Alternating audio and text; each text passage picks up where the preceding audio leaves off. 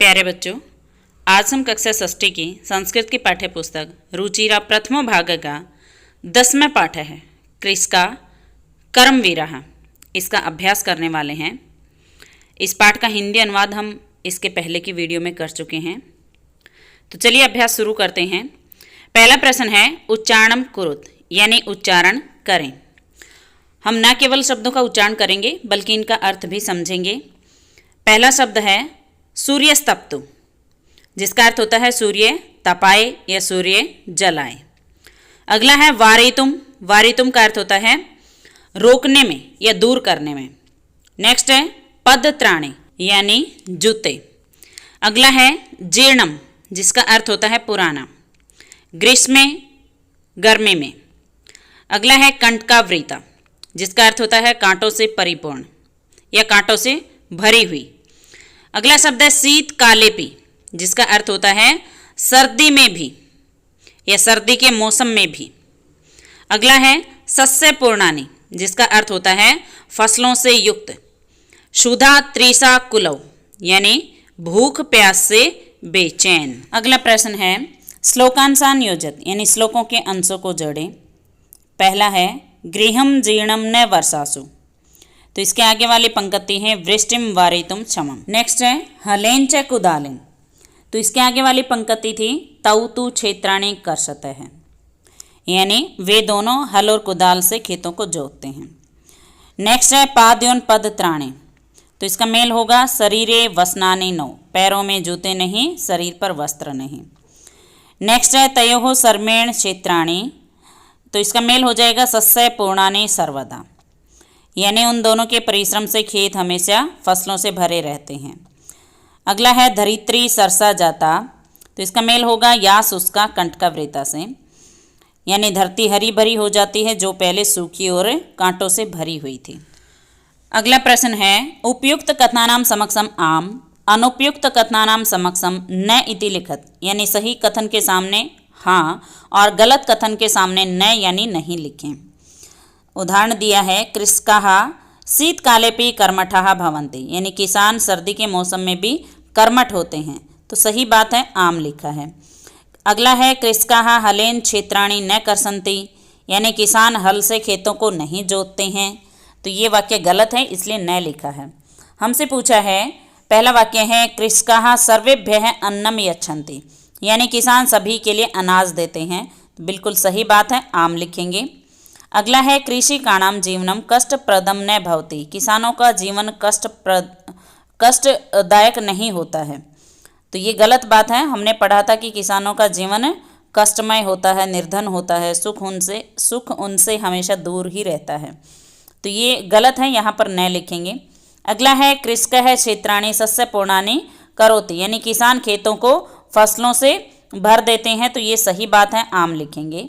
अगला है शीते शरीरे कंपनम न भवति, यानी सर्दी में शरीर में कंपन नहीं होता है, तो ये बिल्कुल गलत है, यहाँ पर न लिखेंगे। अगला वाक्य है सर्मेण धरित्री सरसा भवति, यानी परिश्रम से धरती हरी भरी होती है, तो ये बिल्कुल सही कथन है, आम लिखेंगे। अगला प्रश्न नंबर 4 देखें। कहता है मंजूषा आता है पर्यायवाची पदानि चित्वा लेखत, मंजूषा से पर्यायवाची पद चुन करके लिखें। तो पहले मंजूषा में जो शब्द दिए हैं उनका अर्थ समझ लेंगे। जैसे पहला शब्द है रवि ही, रवि का अर्थ होता है सूर्य। अगला है वस्त्राणि, यानी वस्त्र। नेक्स्ट है जर्जरम, जिसका अर्थ होता है पुराना टूटा फूटा। अधिकम यानी अधिक, पृथ्वी यानी धरती, पिपासा यानी प्यास। तो पहला शब्द दिया है वस्नानि, जिसका अर्थ होता है वस्त्र, तो इसके लिए पर्यायवाची शब्द होगा वस्त्राणि। अगला है सूर्य है, इसका पर्यायवाची है रवि ही। त्रिषा यानी प्यास, तो इसका समानार्थी शब्द यानी पर्यायवाची शब्द है पिपासा। विपुलम, विपुलम का अर्थ होता है अत्यधिक, तो इसका समानार्थी शब्द दिया है अधिकम। नेक्स्ट है जीर्णम, जिसका अर्थ होता है पुराना, तो इसके लिए शब्द आएगा जर्जरम। अगला है धरित्री यानी धरती, तो इसके लिए शब्द है पृथ्वी। अगला प्रश्न नंबर 5 देखें। कहता है मंजूषा आता है विलोम पदानि चित्वा लेखत, मंजूषा से विलोम पद चुन करके लिखें। तो पहले मंजूषा में जो शब्द दिए हैं उनका अर्थ समझ लेंगे। पहला शब्द है धनिकम, जिसका अर्थ होता है धनी। निरसा यानी बंजर या वीरान। अक्षमम, जिसका अर्थ होता है असमर्थ। नोटेबल, नेक्स्ट है दुखम यानी दुख, सीते का अर्थ है सर्दी में, पार्श्वे पास में। पहला शब्द है सुखम, तो इसका विलोम पद हो जाएगा दुखम। अगला है दूरे यानी दूर, तो इसका विलोम पद बनेगा पार्श्वे।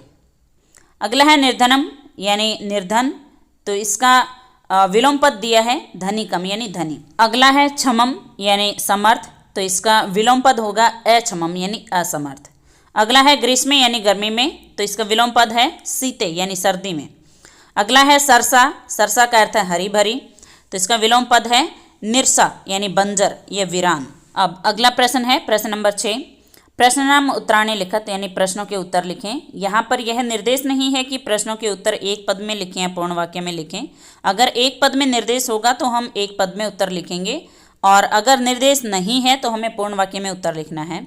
तो पहला प्रश्न पूछा है कृषकाः केन क्षेत्राणि कर्षन्ति, यानी किसान किससे खेतों को जोतते हैं, तो किसान हल से और कुदाल से खेतों को जोतते हैं। उत्तर लिखेंगे कृषकाः हलेन च कुदालेन क्षेत्राणि कर्षन्ति।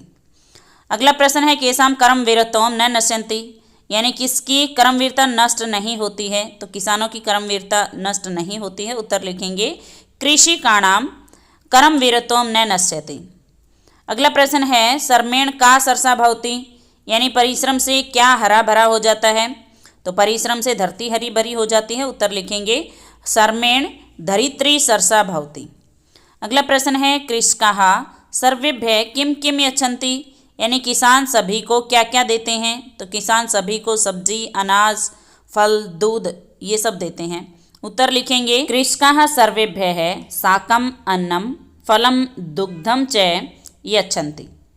अगला प्रश्न है कृषिकात् दूरे किम तिष्ठति, यानी किसानों से दूर क्या रहता है, तो किसानों से दूर हमेशा सुख रहता है। तो उत्तर लिखेंगे कृषकात् दूरे सुखम तिष्ठति। और इसी के साथ पाठ का अभ्यास पूर्ण होता है।